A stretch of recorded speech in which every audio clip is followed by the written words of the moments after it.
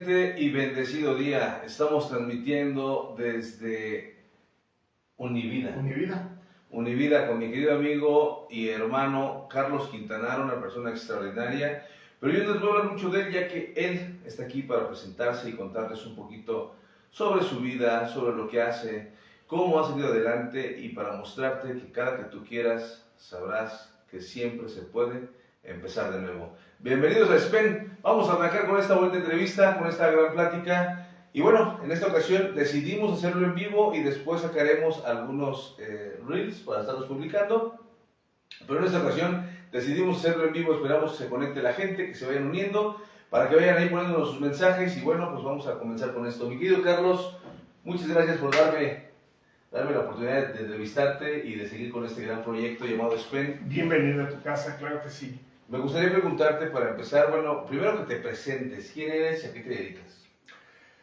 Pues mira, mi nombre es Carlos Quintanar, hay quien me dice Carlos, hay quien me dice Charlie, hay quien me dice Master, hay quien me dice ingeniero, y no soy ingeniero, hay quien me dice licenciado, en fin. Pero, ¿qué me gusta hacer? Todo lo que tiene que ver con desarrollo humano es mi pasión. Y sobre todo, transmitir ideas. Para mí lo mío es transmitir ideas. Transmitir ideas que tengan que ver con desarrollo humano y por lo tanto que sirvan para que la gente haga algo con ellas, ¿no? Muy bien. Yo soy un convencido de que si tú cambias una idea, todo lo que viene después es completamente diferente. Ok, y cuéntanos un poquito sobre tu historia, de dónde eres, cuál es tu origen, ¿eres de Pachuca, o eres de México, o eres de otro pueblo? Mira, yo nací en los límites de Ciudad de México, Distrito Federal en aquel tiempo, y Ciudad Nezahualcóyotl. Y vivíamos en Ciudad Nezahualcóyotl. Cuando Ciudad Nezahualcóyotl no tenía alumbrado público, no tenía drenaje. Yo recuerdo en mi infancia haber jugado en las zanjas que hicieron para meter el drenaje de las casas. Donde el agua potable le íbamos a tomar de la esquina y pues mi casa estaba cerquita porque era la tercera casa de la esquina, pero pues, había gente que venía de 20 casas allá al fondo de la calle y había una sola toma comunitaria y ahí íbamos y formábamos nuestras cubetitas de agua para poder llevarlas. Así que bañarse era un lujo. O sea que entonces eres del Estado de México. No, nací en el Distrito Federal porque en plena labor de parto mi mamá logró cruzar la frontera. Sí, del Distrito Federal. Es que no había clínicas en Nezahualcóyotl. Entonces cruzó la frontera y yo nací en Iztapalapa, prácticamente en Iztapalapa. A nivel de acta de nacimiento, soy iztapalapense. Okay. Te aprovechamos y damos un saludo para los amigos de Neza y para los amigos de Iztapalapa, que también tengo muchos amigos por aquellos lados. O sea, entonces vienes desde el barrio, eres oriundo del barrio, te desarrollas con la gente del barrio. ¿Y cómo empieza tu camino? O sea, ¿siempre fuiste maestro Reiki? ¿O naciste con el don, la aureola? ¿O cómo fue tu proceso de crecimiento? Bueno, hubiera sido, mira, mi papá era una persona muy estricta, que nos heredó cosas muy importantes en una vida muy dura, porque él era extremadamente machista. Entonces mi mamá era muy sumisa. Todo tenía que ver con papá, yo era el cuarto de los hermanos, y si bien a mí nunca me pegó, fíjate qué cosas, ¿no? A mí nunca me pegó mi papá fuerte. El volado de izquierda y el ponga atención, no te lo quitabas. O sea, ese tipo de violencia era común. Pero sí te puedo decir que a mí nunca me agarró cinturonazos, ¿no? Nunca.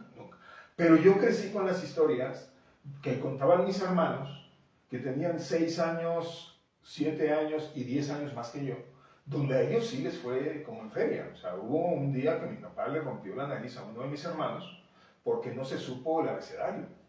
Y si tú te pones a pensar, dices, oye, pues ¿qué edad tenía tu hermano? Pues tenía 5 o 6 años. Y estaba aprendiendo el abecedario y como se saltó la letra P, mi papá le soltó un puñetazo de frente y le rompió la nariz. Entonces, ese era mi papá.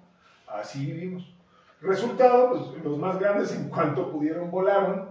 Y yo era 6 años más chico que el último. Entonces, pues cuando yo tenía 14, ellos ya tenían 20, ¿no? Entonces yo no podía volar todavía. Ellos ya estaban fuera de casa y yo me quedé solo con mi mamá y con mi papá. En un entorno de violencia intrafamiliar que no era muy evidente, pero de repente veías a mi mamá con el moretón en el hombro o con el moretón detrás de la pierna, ¿no? Entonces te dabas cuenta que algo había pasado. Fíjate que justo ahorita que mencionas eso, en el pasado, o sea, hablamos de tan solo 50 años, bueno, menos, desde 40 años para atrás, era más común que la mujer no trabajara. Claro. Y la mujer se quedara en casa, Sí. Sumisa y golpeada. Sí. Porque vivimos, yo creo que muchos vivimos esta parte de la violencia paterna hacia la ama. ¿Cómo manejas tú esta parte? ¿Cómo trabajas tú con esto? Cuando te das cuenta de eso, ¿cómo lo vas digeriendo? Pues lo primero es que a los 16 años abandoné mi casa. 16 años. Me voy con mis hermanos. Después de que mi mamá quiso separarse de mi papá y salimos de la casa y terminó regresando con mi papá y terminé yo regresando cuando teníamos 15. Y a los 16 vuelve a separarse y mis hermanos vuelven a apoyar a mi mamá para que se separe y yo voy junto con ella. Y entonces mi mamá decide regresar con mi papá de nuevo. Y ahí fue cuando yo dije, no, yo ya no regreso.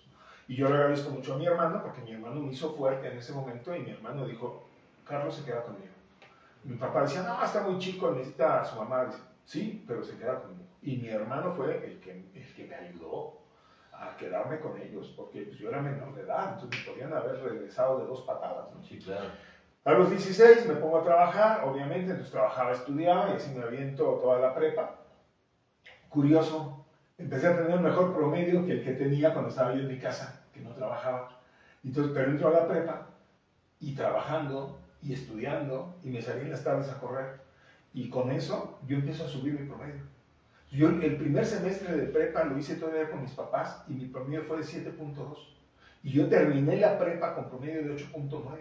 O sea, quiere decir que me aventé algunos 9citos, 9.5 ya más adelante. O sea, mi ambiente, aunque era más duro, porque teníamos que trabajar y no teníamos dinero y no comíamos, yo recuerdo que yo desayunaba un pan con café negro y comía un pan con café negro. Y cenábamos soya que hacía mi hermano con ajos, ¿no? Y arroz. Y el café que nos duraba la olla con un sobrecito de café, nos duraba una semana. Porque ese mismo lo alimentabas con agua y lo volvías a servir, y lo alimentabas con agua y lo volvías a servir, ¿no? Y así vivíamos. Yo pesaba 45 kilos, no podía subir de 50 kilos en aquel tiempo. Y así me la aviento, y a los 19 entro a la universidad, en el Politécnico Nacional, en UPIXA. Ingeniería, sí, ciencias de la informática, es lo que estudio ahí. Y ahí conozco a la que va a ser mi primer esposo. Y empezamos a vivir a los 19 años juntos. No me digas, pero déjame hacerte antes de que me cuentes la parte de la relación, que viene también bien interesante. Me surgió una pregunta. ¿Creces en el barrio? ¿No? En la ciudad, en lo popular, en donde está pues, todo el desorden, porque hay mucho desorden social. Sí. Conoces y te relacionaste, por supuesto, con muchos amigos que eran delincuentes, que ya andaban de pillines, que ya se andaban robando ciertas cosas, que andaban buscando salir como de la pobreza haciendo cosas indebidas. Tú eliges, junto con tu hermano, trabajar. ¿Qué es lo que pasó en tu cabeza que dijo que ese mundo no era tu mundo y preferiste estudiar o trabajar o hacer una mejor vida? Bueno, esa es una de las grandes cosas que yo tengo que agradecerle a mi papá y también a mi mamá, porque obviamente, fíjate, mi mamá no terminó la primaria, o con trabajos habrá terminado la primaria, pero mi mamá siempre nos enseñaba en las tareas, y yo recuerdo que mi mamá le ayudaba a mis hermanos en las tareas hasta de la ingeniería. O sea, cuando yo tenía 10 años, mi hermano tenía 20, estaba ya también en el Politécnico. Y le dejaban una maqueta o algo y mi mamá le ayudaba. Y entonces yo consideraba que mi mamá era una sabia porque sabía muchísimas cosas. ¿Y qué crees? Pues nunca terminó la primaria. Mi papá estudió hasta primer semestre de la carrera de medicina. Y luego se salió de la carrera de medicina, se dedicó a ser obrero por rebelde y luego años después se casa, ¿no? Pero no terminó la carrera. Entonces él estaba muy empeñado en que todos termináramos una carrera, todos. Entonces todos los días nos dejaba algo que estudiar. Y a veces llegaba a las 11 de la noche, 12 de la noche y nos levantaba de la cama para preguntarnos qué habíamos estudiado y que le explicáramos las cosas. Ahí fue donde le rompió la nariz a mi hermano, en una de esas que lo levantó a las 11 de la noche y el otro todo dormido, le preguntó el abecedario y como se saltó una letra, pues le rompió la boca. Conmigo ya no fue tan duro el tema, pero sí nos levantaba, o sea, sí llegaba en la noche. Entonces, así que estudiar era una obligación. Tú no podías salir a jugar si no habías hecho la tarea. O se hacían pactos, ¿no? Porque se hacía de noche y como no había alumbrado público, pues ya no podías salir a jugar. Entonces le pedías permiso a mamá de salir entre las 4 y las 6. A las 6 te metía y hacer tarea y a las 8 tenías que haber terminado. Entonces, el estudio siempre fue una prioridad para mi papá y siempre fue una prioridad para mi mamá. O sea, eso sí fue un hecho y creo que eso sí nos marcó muchísimo, porque nos hizo distinguirnos en muchos sentidos. Además, mi papá era muy exigente. Él decía, si vas a hacer algo tienes que ser el número uno. Entonces nos llevaba a, no sé, a jugar fútbol y teníamos que ganar el campeonato. O sea, no había opción. No había opción. Y si te ponía a meter un penalti, no era de que eras de la selección y lo aventabas para afuera. No. O sea, aquí mete el gol porque mete el gol. O sea, tenías que meter el gol y se paraba ahí contigo y te decía, ¿cuánto mide? No, pues 3 metros y cuánto de altura, y multiplícalo, ¿cuánto es? Son tantos metros cuadrados. O sea, no es posible que no la puedas meter en ese espacio. O sea, era durísimo, durísimo. Jugar con él no era jugar, era una tortura. Pero aprendías. Sí, claro, te sí. Y entonces mis hermanos siempre estuvieron muy controlados, muy controlados, a pesar de todo el ambiente. Y mi papá se llevaba muy bien con todos. Ese tenía una característica muy interesante. Toda la gente lo respetaba. Toda la gente lo respetaba. Entonces, los vándalos de la colonia, que sí existían, ¿no? El Machín y el Chicas, y ya sabes, ¿no? Sí, el golpeador y le decían Don Vic. Entonces nosotros éramos los hijos de Don Vic. Y como Don Vic tenía el equipo de fútbol de la colonia, pues era Don Vic, ¿no? O sea, era el entrenador. Entonces lo respetaban mucho y nos respetaban mucho. Y en ese sentido, ellos sabían, como todos sabemos, ¿no? Cuando andamos en malos pasos, sabemos que andamos en malos pasos, sabemos que lo que hacemos no está bien. Y entonces, así como lo respetaban, no nos dejaban meternos en esas. Ellos mismos te decían... Sí. Mejor vete porque tu jefe va a decir que te estoy sacando y mejor vete. Claro. Y lo sacaban, sí. Yo creo que eso fue un punto importante, o sea, la presencia de mi papá. Es que te pregunto esto porque muchos chavos que crecemos en el barrio, somos de las zonas pues, urbanas, y lo primero que vemos siempre es como la parte donde el delincuente trae lana, le va bien, está yendo de lujo. Y no importa qué tipo de delincuente sea, ¿no? Pero le está yendo bien. Entonces tú como chavito, pues volteas a ver que este cuate tiene, quieres ser como ellos. Y que tú seas del barrio, vengas de este tipo de situaciones complicadas, adversas de la vida, y hayas elegido estudiar y no... Digo, es un caso, seguramente hay muchos, pero es un caso súper extraordinario, porque lo más fácil hubiera sido, pues... agarrar una izquierda, ¿no? Agarrar un camino distinto. Te puedo decir, o sea, si yo me hace recordar a los amigos de la calle, ¿no? De la misma calle donde vivíamos, pues Arturo y Julio, que eran los de la esquina, eran de eso, ¿no? El Machín y el que eran de la otra esquina, igual. Pero enseguida estaba, por ejemplo, Beto, ¿no? Y Beto, sus papás eran muy como mis papás. Entonces Beto siempre lo veía salir con su chalequito, ¿no? Y su camisita de manga larga, así como muy nerd, digamos, ¿no? Y él se juntaba también con la gente de la banda, y la banda se juntaba en la esquina, pero él no le entraba ni al cigarro, ni al alcohol, ni a nada, y podían estarse drogando, y era muy común que tú pasabas ahí en esa, y te llegaba el olor a marihuana, que era en aquel tiempo lo que se usaba, la droga fuerte, y te llegaba el olor a marihuana, y todos sabían quién eran los marihuanos de la colonia, pero había un cierto respeto, fíjate. O sea, de verdad, ese respeto que se da mucho en el barrio, bajo ciertas circunstancias. Y pues sí, yo te puedo decir que 80% de mis amigos estaban metidos en ese entorno. A nosotros quizás nos salvó que teníamos tantos problemas internos que no nos desbalagamos hacia afuera, sino que cerramos filas en torno a mi mamá. Yo creo que ese fue un punto muy importante, que cerramos filas como hermanos tratando de que mi mamá estuviera bien. Estábamos tan ocupados en la bronca interna con mi papá que no nos dio tiempo de irnos hacia otros lados. Lo más que yo recuerdo, por ejemplo, es que uno de mis hermanos anduvo metido en el movimiento estudiantil muy fuerte, en un momento en donde la preparatoria 7 del Politécnico estaba tan fuerte el asunto que llegaban a las cafeterías y rafagueaban, y eso no salía en las noticias, pero pues ahí estuvo mi hermano, y no lo rafaguearon, pero sí estuvo ahí. Sí, y él era de la parte progresista, o sea, no era de la parte de los porros, era de la parte progresista de ese movimiento.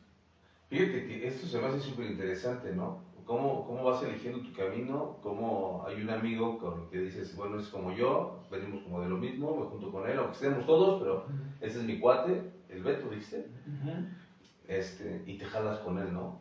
Dos, el que tus papás pues, siempre estuvieron ahí jalándote las orejas, el papá siempre firme, ¿no? Sabiendo, por supuesto que tu papá era consciente del ambiente en el que estaban todos sumergidos y sabía que en un descuido, pues cualquiera de ustedes se hubiera podido desbalagar. Entonces creo que eso es un punto muy importante para los padres de familia que nos estén escuchando. Creo que parte de estar ahí pendiente de tus hijos siempre es extremadamente importante. Y bueno, regresando a la parte donde, ¿cómo que a los 19 años te casaste? Sí, a los 19 años. O sea, venías también. ¿Qué te pasó? Eso es bueno. No, fíjate que fue una de estas relaciones, digo, hoy lo entiendo, ¿verdad? Fue una de estas relaciones en donde te quieres sentir el salvador del mundo. Y mi esposa, mi primera esposa, pues sí, de alguna manera tenía una circunstancia dura, porque su papá era alcohólico, su mamá era sumisa. El señor no era violento, pero sí de repente les pegaba a las hijas. Entonces ella estaba harta de eso y pues para mí, ya sabes, ¿no? Queriendo sentirte importante, pues salte de tu casa, vente conmigo y vamos a hacer vida. Y eso fue lo que sucedió. Y de hecho no tuvimos hijos en los primeros años. Yo empecé mi vida de pareja a los 19 y mi primer hijo nació cuando yo tenía 23. ¿Cuántos años después? 4 años. Y en ese tiempo ella siguió estudiando, yo no. Yo trunqué la escuela para poder mantener pues esta nueva familia que estaba surgiendo y con muchas aspiraciones de tipo empresarial. Yo de hecho mi primera empresa que yo firmé como socio la firmé a los 19 años y fue precisamente en una empresa de sistemas de alarma donde yo entré a trabajar cuando tenía 16, 17 y pues le hice un proyecto de negocio al dueño y me dijo que no, y lo volví a hacer y me dijo que no, y 3 meses después se lo volví a presentar y me dijo que no, y a los otros 3 meses se lo volví a presentar hasta que dijo ya, o sea, tú no te vas a estar quieto hasta que no te diga que sí, y entonces firmamos un acta constitutiva de una empresa donde yo era dueño del 10% de esa empresa. Pero vamos, me estaba yo asociando con un tipo que era hijo de un banquero, viniendo yo de Ciudad de Nezahualcóyotl, ¿no? No, estabas teniendo... Pero ¿cómo es eso? ¿Cómo se suscita eso? O sea, ¿cómo nace esta visión empresarial? ¿De dónde nace? ¿Cuál es el origen? Bueno, aquí yo siempre he dicho, y lo digo últimamente en mis cursos, ¿no? Quien sí sabe quién eres tú cuando tienes 8 años. Claro. Yo a los 8 años hacía 2 cosas. Una, hacía negocios. Y 2, daba terapias. Y dices, bueno, ¿cómo a los 8 años dabas terapias? Sí, a los 8 años me salía, iba con las vecinas de al lado y les decía, no, es que tu papá se enoja porque tú haces esto y esto, entonces trata de evitar esto porque estas conductas. 8 años, ¿no?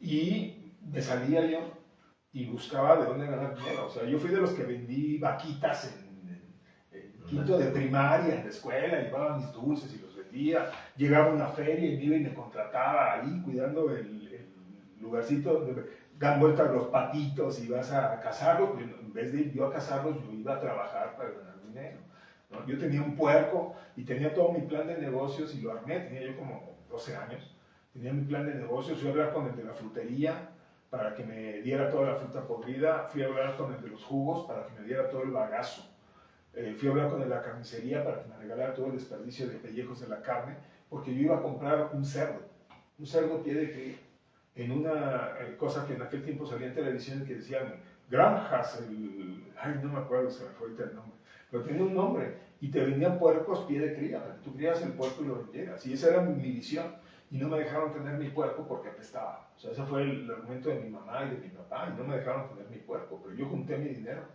y yo tenía ya todo mi plan de negocio armado. Que hubiera fallado, ¿no? O sea, ya lo ves en retrospectiva, pero vamos, esa mentalidad yo la tenía cuando tenía 8, 9, 10, 11, 12 años. O sea, yo ya estaba en el tema del negocio desde entonces. Ok, y desde los 19 años tú te metes en el mundo del trabajo porque tienes que trabajar, tienes que chambear para sacar los gastos, Sí. ¿no? Ella sigue estudiando. ¿Y cómo es cuando ella termina y tú no tienes esta carrera? Nada, ella terminó y empezó a dar clases en un instituto y nos fue un poquito mejor, pero la relación nunca fue buena. O sea, la verdad, ya en retrospectiva, la relación nunca fue buena. Esa relación se tenía que haber dado para que yo tuviera mis hijos, tuve 2 hijos con ella, y que ellos nacieran. Pero fuera de eso, esa relación estaba muerta a los 4 o 5 años de haber iniciado. Y yo la prolongué 5 años más, pues queriendo hacer las cosas bien, o sea, como queriendo hacer las cosas. Claro. Pero te puedo decir que yo no tenía ningún fundamento, ningún conocimiento sobre cómo funciona el universo, ningún conocimiento de cómo funciona la vida, ni ningún conocimiento de cómo funcionaban los negocios. Entonces, entre mis 19 y mis 27 años, troné 4 empresas, una tras otra, y todas terminaron con deudas en Hacienda y con deudas en el Seguro Social, y me andaban embargando y toda la cosa. Entonces, yo tenía, todo ese periodo fue muy sufrido, porque ahora ya tenía responsabilidades, tenía hijos, tenía una esposa, y no sabía ni siquiera cómo llevar una relación de pareja, porque honestamente también la relación de pareja la reventé, porque lo primero que haces es reproducir lo que conoces, y lo que yo conocía era el esquema machista de mi padre. Entonces, ¿qué hice? Pues reproduje el esquema machista de mi padre y reventé la primera relación en 10 años. A los 19 me estaba casando, y a los 29 ya me estaba divorciando. Pero mira, es fuerte abrirse, ¿no? O sea, al final, esta parte me preguntaba un amigo, te lo digo porque me decía un amigo, es que no, ¿cómo voy a contar mi historia? ¿Cómo voy a decirles que yo pasé esto, hice lo otro? Y le digo, güey, pues si no quieres, no, o sea, no estás forzado, porque todavía no lo trabajas. Así es. O sea, cuando tú todavía tienes bloqueos de lo que pasó y no tienes como la fuerza de decirlo, de expresarlo, es porque todavía estás bloqueado, todavía no lo trabajas, todavía no lo sanas. En este proceso de estos 9, 10 años que estuviste con ella, que si fuiste empresario y empresario en decadencia, porque pues ibas y bajabas, sí, ibas y bajabas, me imagino que eso también es muy fuerte, porque en una relación de pareja, dice el dicho que cuando el dinero sale por la puerta, el amor brinca por la ventana, ¿no? Y los problemas cada vez son más fuertes, y esos problemas evidentemente pues, hacen que pasen estas cosas. ¿Cómo te empiezas a reconstruir, Carlos? Una vez que ya, porque me imagino, o sea, quiebras en empresas, quiebras con tu chica, con tu esposa, quiebras con tus hijos, porque a pesar, o sea, aunque hoy tengas una buena relación, en esos momentos fueron momentos muy duros tanto para ti como para ellos. Claro, claro. ¿Cómo es esta reconstrucción? ¿Cómo es este nuevo comenzar? ¿Cómo es esta nueva vida? ¿Cómo es este nuevo encuentro contigo mismo y con todo lo que ahora haces? Pues mira, así como tú has acuñado este concepto de siempre puedes empezar de nuevo, yo empecé a concebir en mi cabeza una frase que uso mucho todavía, que se llama siempre puedes renacer. No fue de inmediato, pero yo sí me di cuenta que todo lo que había yo vivido no me servía, no me gustaba, no lo quería y no era así como quería vivir mi vida. Y que había perdido mucha de mi esencia, ¿no? Y que no me estaba dedicando ni siquiera a lo que a mí me gustaba, porque curiosamente las empresas que siempre tuve fueron empresas ligadas a seguridad electrónica, cámaras, alarmas y todo eso. Por eso que me dicen ingeniero, porque sé mucho de eso.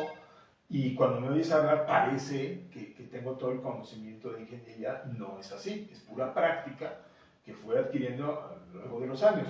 En un tema que ni me interesa, porque lo mío la verdad es que es la psicología, los cursos, transmitir ideas, comunicar, educar, llevar aprendizaje, llevar conocimiento, poner enfrente ideas, eso es lo mío.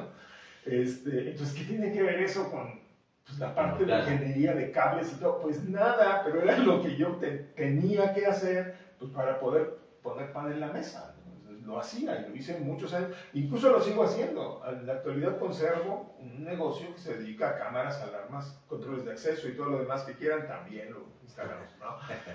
¿Cómo empieza esto? Llegando a donde llegamos todos en algún momento, que es al fondo. Llegas al fondo. ¿Qué fue el fondo para mí? Pues pasar una noche peleándome con mi pareja y al otro día tener que irnos a trabajar como si nada pasara, ¿no? Que tomara mis cosas y me las aventara al patio y me dijera lárgate, y yo volteara y dijera no tengo dónde irme, mejor me calmo, me aguanto y regreso mis cosas al closet, ¿no? Y hago paz, sabiendo que no iba a haber paz. En fin, o sea, haciendo esas cosas que sabes que no deberías de hacer, pero que las estás haciendo porque es la forma de sobrevivir y porque no tienes un nivel de conciencia para plantearte cosas diferentes. Entonces vives, pues como vives, ¿no? Y como yo les digo mucho, ahora que doy terapia, es lo que tú hiciste y decidiste en cada momento de tu vida correspondía a tu nivel de conciencia. Pues mi nivel de conciencia, imagínate cómo estaba, ¿no? Sí, sí, estaba claro. totalmente destrozado. Si tú te preguntas por qué, hay una razón. Dentro de todo esto que mi papá me enseñó y no me enseñó, él nunca nos dio una dirección espiritual. Nunca nos hizo sentir que éramos parte de este universo. Bueno, ni siquiera una instrucción religiosa.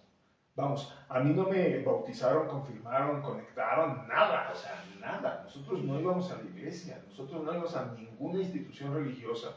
Y no digo que tengas que tener una religión, pero tienes que tener una interpretación espiritual de quién eres y para qué estás, de alguna manera, ¿no? Y la conciencia de que existe un algo más allá, que no eres tú nada más, ¿no? Hay una conexión con las demás personas, todo eso no lo tenía.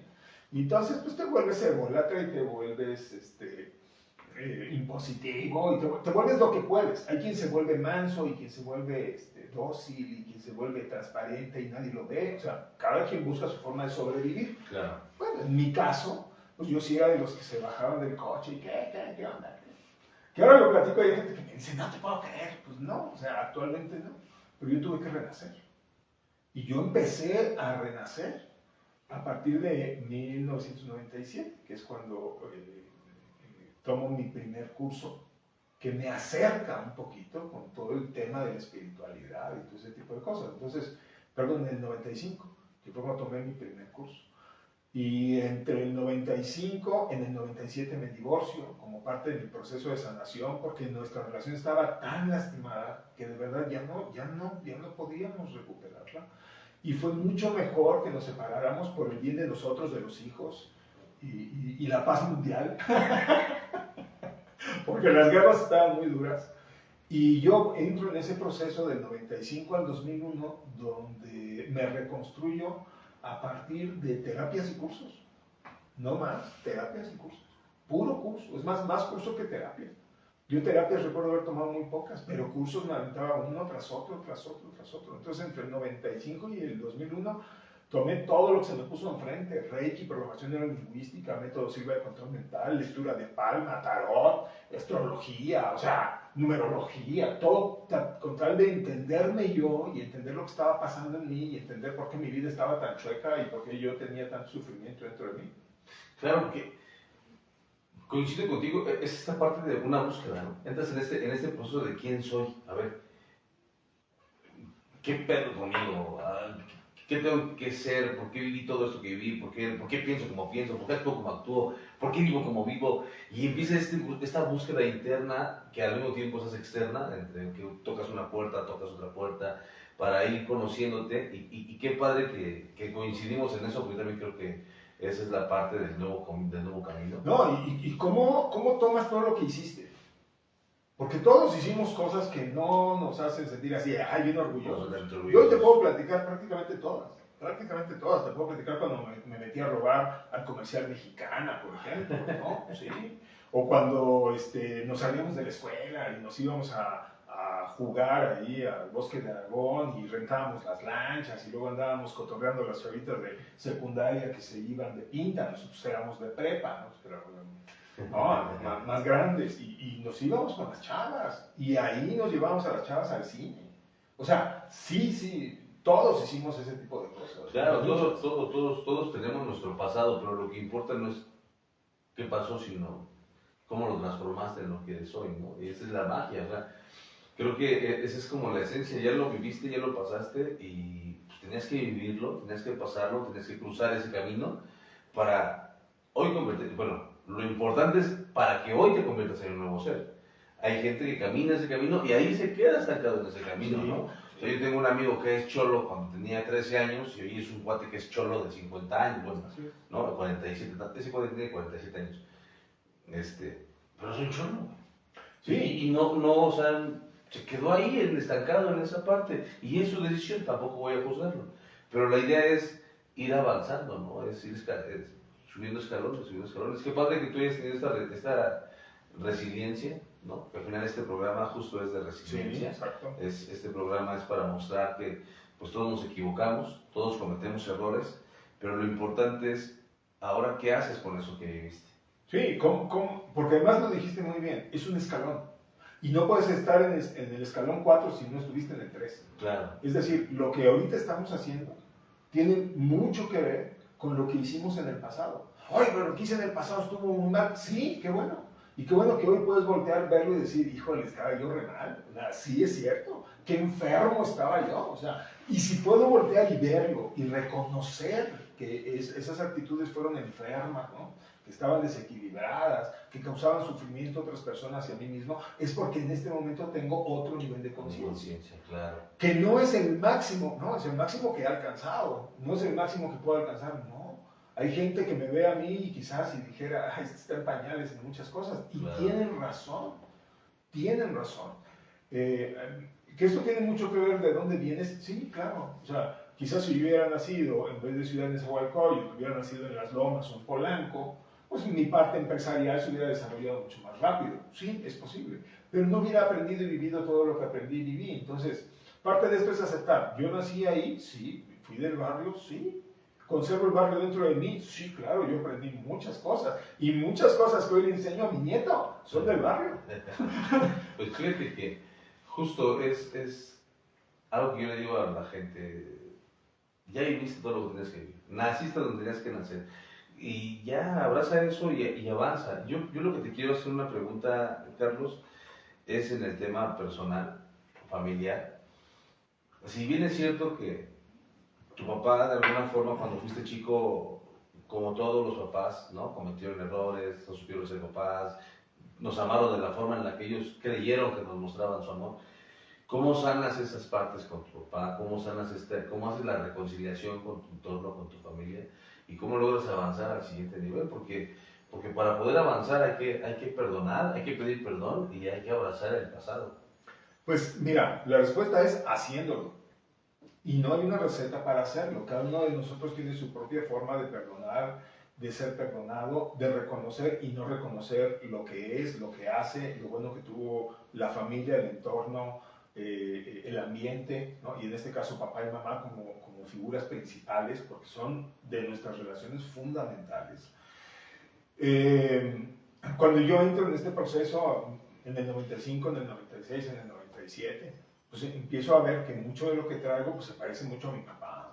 Pues, cuando yo empiezo una nueva relación de pareja, por ejemplo, yo tuve que sentarme con esta nueva pareja y decir, a ver, tú vienes de una relación totalmente tronada, alcohólica, violenta, etc. Yo vengo de una relación infiel, machista de mi parte, etc. ¿Qué es lo que no queremos? Y nos tuvimos que poner de acuerdo en lo que no queremos. Tener bien claro lo que ya no queríamos que volviera a suceder en nuestra vida. Dijimos, no queremos alcoholismo, no queremos drogadicción, no queremos machismo, no queremos violencia. O sea, el día que tú me pongas la mano encima, ese día se acaba la relación. Así de simple. O sea, ya ni voltees a verme. El día que yo te cache en una infidelidad, tú llegas y tus cosas van a estar en la sala, ya ni preguntes. Las agarras y te vas. Punto. Y tuvimos que hacer esos acuerdos. Pero para hacer esos acuerdos hay que ver de dónde vienes. Por ejemplo, decías de mi papá, sí. ¿Mi papá era machista? Sí. ¿Era controlador? Sí. Es más, yo hasta creo que él debió haber sido diagnosticado como sociópata o algo así, porque ya analizándolo psicológicamente, él estaba enfermo. Él estaba enfermo, pero nunca tuvo la oportunidad de ir con un psicólogo o con un psiquiatra. Por lo que quieras, por dinero, por creencias, por lo que quieras, pero nunca tuvo la oportunidad de ser tratado terapéuticamente. Entonces, seguramente él era un enfermo que nunca se dio cuenta que estaba enfermo, ¿no? Tenía comportamientos psicopáticos con mi mamá, controladores, obsesivos, etcétera, etcétera, pues normales en un esquema machista. Ahora, ¿de dónde viene ese esquema machista? Yo me voy a la generación anterior. Mi abuela prácticamente mató a mi abuelo. Entonces, bueno, ¿cómo que lo mató? Sí. Mi abuelo era 15 años mayor que mi abuela. Entonces, cuando ya tenían 65, pues mi abuelo tenía 80, ¿no? Entonces, el cuerpo de una persona de 65 y una de 80, pues es totalmente diferente. Más mi abuelo tenía un par de hernias y ya sabes, ¿no? Todos los achaques del mundo. Pero, ¿sabes cómo trataba mi abuela a mi abuelo? Le decía, órale, puerco, váyase para allá. Váyase a su chiquero, perro, órale. Y lo corría. Mi abuelo no tenía el derecho de comer con nosotros cuando íbamos de visita. Mi abuela nos daba de comer en el comedor, un comedor muy bonito, hacía unas cazuelas de arroz de este tamaño, de mole de este tamaño, y mi abuelo no comía con nosotros.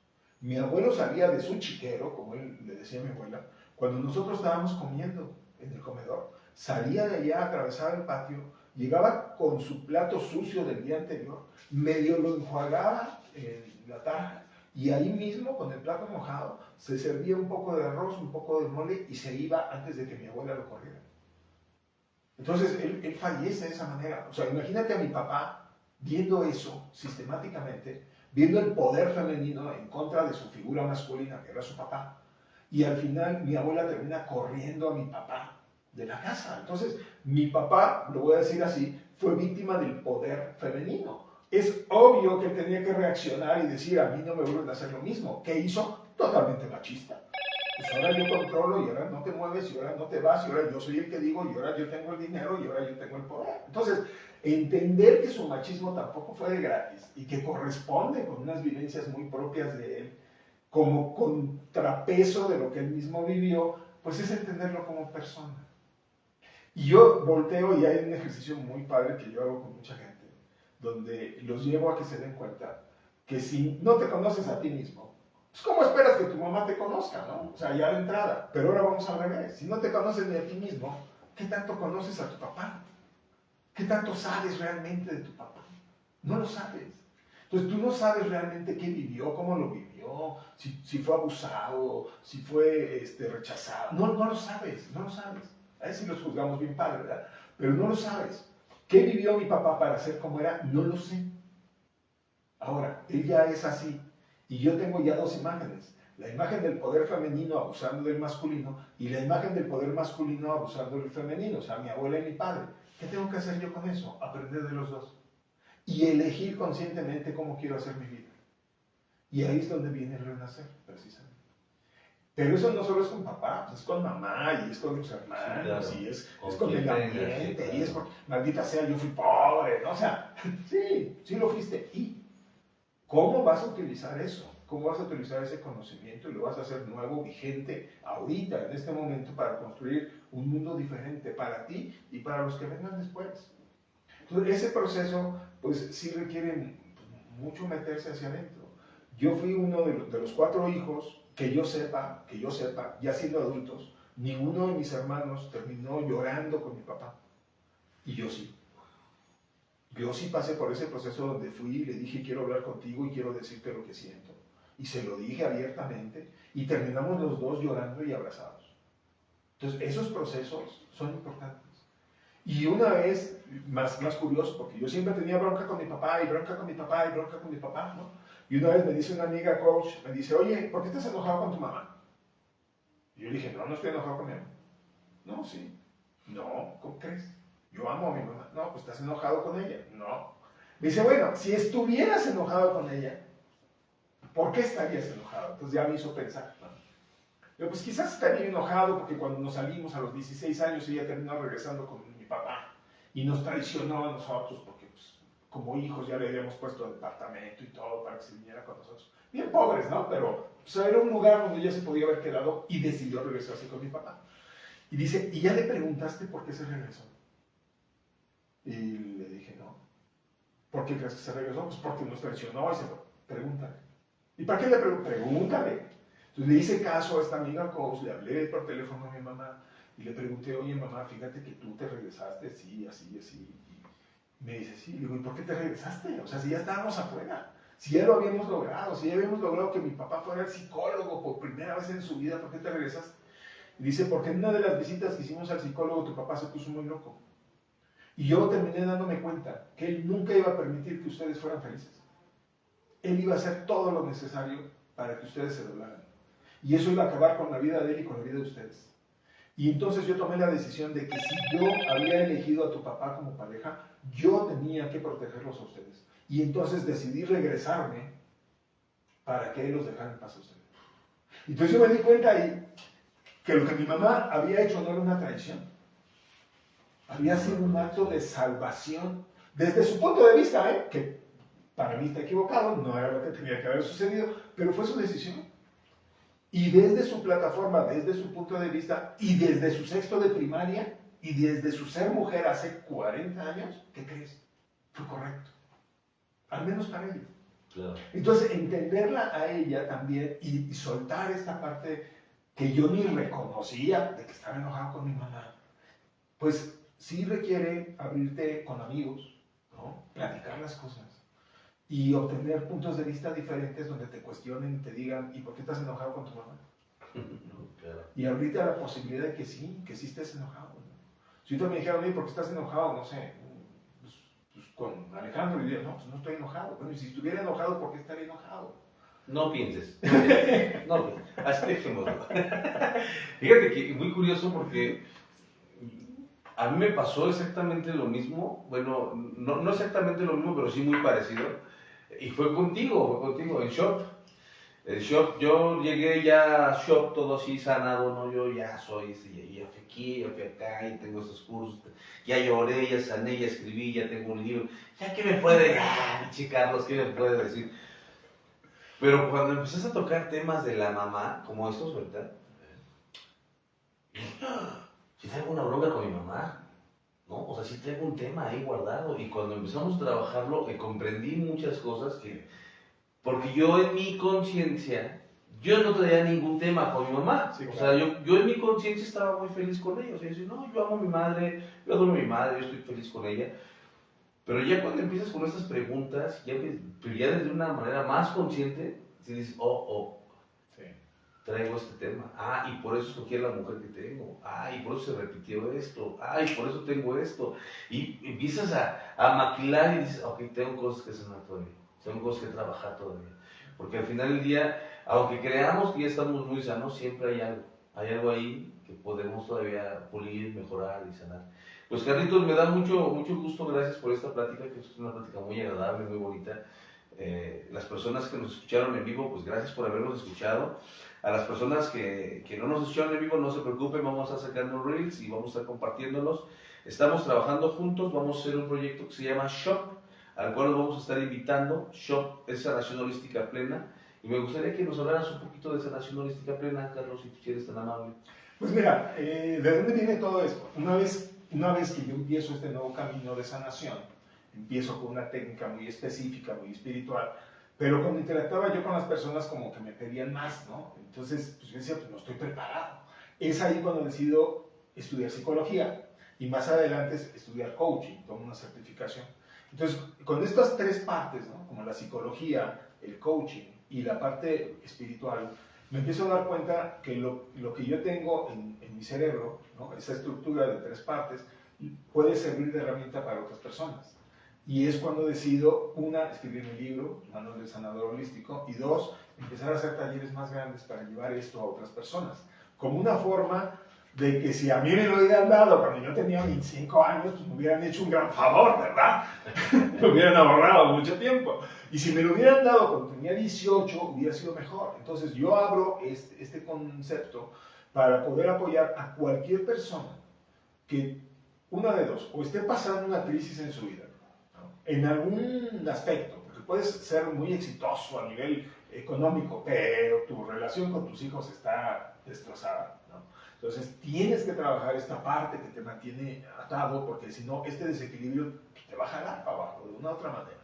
O que tienes un reto de salud fuerte, o que no entiendes tu relación con mamá y con papá, o simplemente no encuentras sentido a tu vida, ¿sí? Que estás en esa etapa de crisis. O bien, si eres una persona madura, responsable, honesta, que ya tiene cierto nivel de desarrollo y dices, oye, sí, pero siempre puedo dar un siguiente nivel, siempre puedo subir más, siempre puedo ser más productivo, siempre puedo dejar un mejor legado, siempre puedo ser una mejor persona, ¿no? Si lo queremos ver así.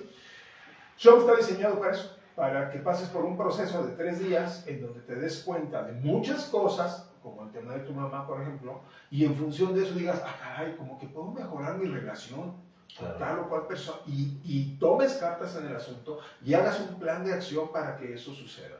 Entonces son 3 días de intenso trabajo personal y luego 60 días de seguimiento con ejercicios específicos en un ecosistema, en un ambiente que te puede llevar a que tú sanes lo que tú requieras sanar. Si tu tema es físico, lo físico; si tu tema es lo económico; si tu tema es lo profesional, o cualquiera que sea el área de tu vida que quieras trabajar, ahí vamos a estar para apoyarte. Ese es el tema. Okay. Eso es. Pues eso es a lo que vamos a invitar, a que vengas a trabajar contigo, a encontrarte, a reencontrarte, y a que sepas que siempre se puede empezar de nuevo, porque al final del día ese es el camino, ¿no? Que pues una vez que trabajas contigo, una vez que te conectas contigo nuevamente, tienes este nuevo comienzo, el vuelo del ave fénix, ¿no? El renacer. Tienes el renacer del ave fénix, y tienes toda una gama para vivir una vida que valga la pena vivir. Carlitos, ¿para ti qué significa esta palabra como tal? Siempre se puede empezar de nuevo. Mira, no importa en qué nivel estés, puedes estar ya acá top, ¿no? Uy, sí, ya tengo todo esto. Pero si tú te plantas ahí y no te has muerto, entonces siempre puedes empezar de nuevo para hacer las cosas todavía mejor. Siempre puedes ir más allá en cualquier aspecto de tu vida. Si te llevas de 9.5 con tu pareja, te puedes llevar de 10. Y cuando llegues a 10 te vas a dar cuenta que puedes llevarte todavía mejor. Entonces, no somos materia acabada, ¿no?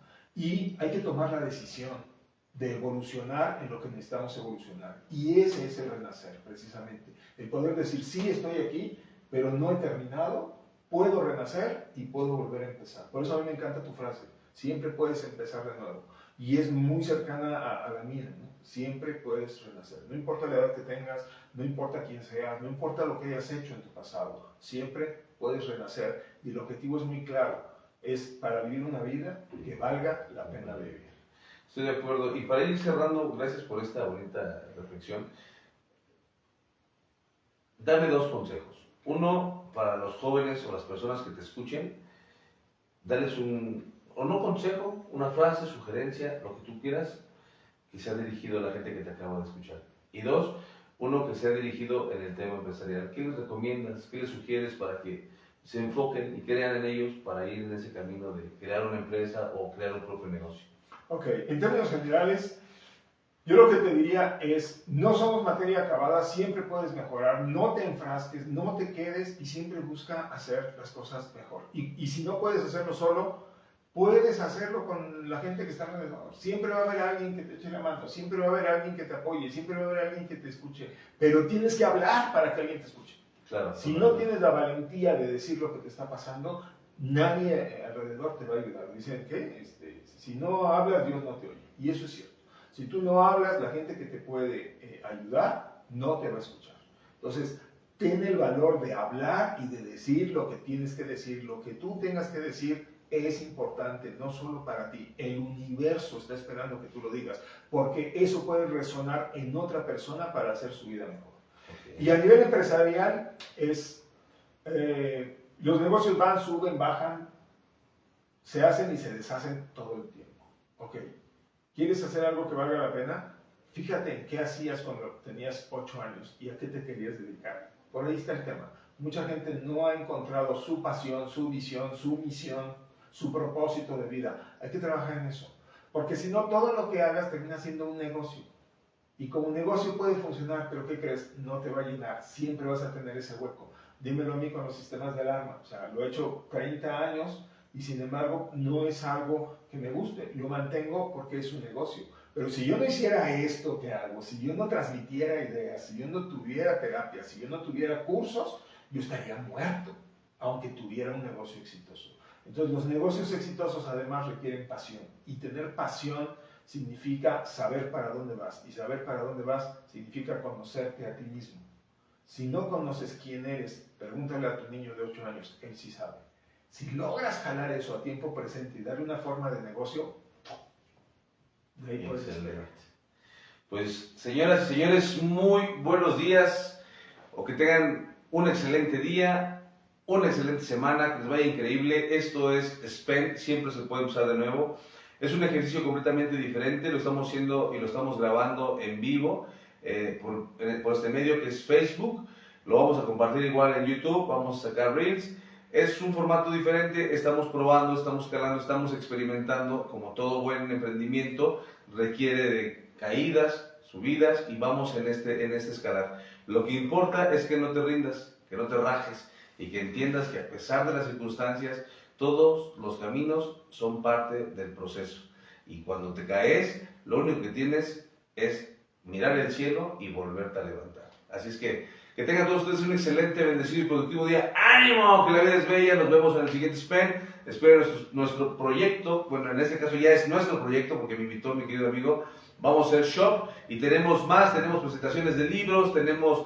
Ya no van a hacer presentaciones para aclararlo. Vamos a estar dando capacitaciones, cursos, y en ellos vamos a meter nuestros libros. Pero vas a estar aprendiendo y vas a estar conectando con nosotros, haciendo cosas extraordinarias, cosas maravillosas. Porque de eso se trata. De eso se trata la vida. De que hagas una vida que valga la pena vivir. Hermanos, señores, muchas gracias. Con ustedes estuvimos Carlos Quintanar y su amigo Alejandro Carrillo. Nos vemos pronto.